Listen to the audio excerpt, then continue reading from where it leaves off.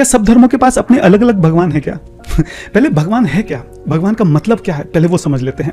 ब्रह्मा जी एक बहुत अच्छी डेफिनेशन बोलते हैं।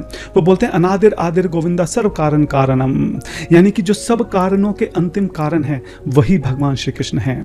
भागवतम के पहले श्लोक में आता है जो समस्त ब्रह्मांडों की उत्पत्ति, उसके पालन तथा उसके संहार के सारे कारणों के अंतिम कारण है वही भगवान है।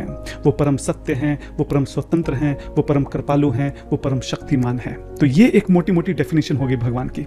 अब आप किसी दूसरे धर्म वालों से पूछो कि भाई आपके भगवान की भी क्या यही डेफिनेशन है, वो इसके में मानते हैं वो इसको, वो कहेंगे हाँ हाँ हम भी, हमारे भगवान भी बिल्कुल ऐसे ही हैं, परम शक्तिशाली हैं, परम दयालु हैं, कोई मना नहीं करेगा। सब लोग बोलेंगे कि हाँ सर्व कारणों के कारण हैं और यही हमारे भगवान भी यही हैं। तो उनसे पूछो कि भाई इन भगवान को तो हम कृष्ण बोलते हैं, वो कहेंगे नहीं नहीं नहीं कृष्ण नहीं बोल सकते, कृष्ण नाम नहीं है, उन भगवान का यही एक नाम है। आप खुद सोचे, थोड़ी सी भी अगर कोई बुद्धि लगाए, ये कैसे संभव है कि भगवान का सिर्फ एक ही नाम हो? हम देखते हैं हमारे आसपास समाज में जो लोग हैं सबके कई कई नाम होते हैं, रिंकू, टिंकू, पिल्लू, चिंकू, घर के नाम अलग हैं, लीगल नेम अलग हैं। आप देखिए इस प्रकृति में भी जितनी चीजें सबके कई कई नाम हैं, सूर्य देव हैं, भास्कर हैं, रवि हैं, कई सारे नाम हैं सूर्य देव के, सबके मल्टीपल नाम है, मतलब सबके कई कई नाम हैं। और जो भगवान, जो परम सत्य, जो परम शक्तिशाली, उनका सिर्फ एक ही नाम है। ये कैसे संभव हो सकता है?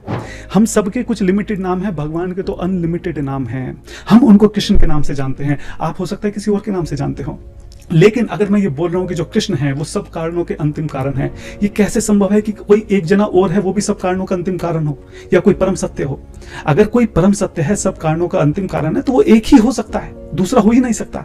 तो अगर इसी को मैं कृष्ण के नाम से जान रहा हूं तो एक ही भगवान को कोई दूसरे नाम से जान रहा होगा। ये बहुत सिंपल सी बात है, कोई छोटा बच्चा भी इस बात को समझ सकता है। टाइम, प्लेस, सर्कमस्टेंसेस के हिसाब से अलग अलग रिलीजन जो है अलग अलग समय पे और स्थान पर बने, वहां पे अलग अलग लैंग्वेजेस के हिसाब से अलग अलग नाम जो है उन्होंने इसी एक भगवान को दे दिए।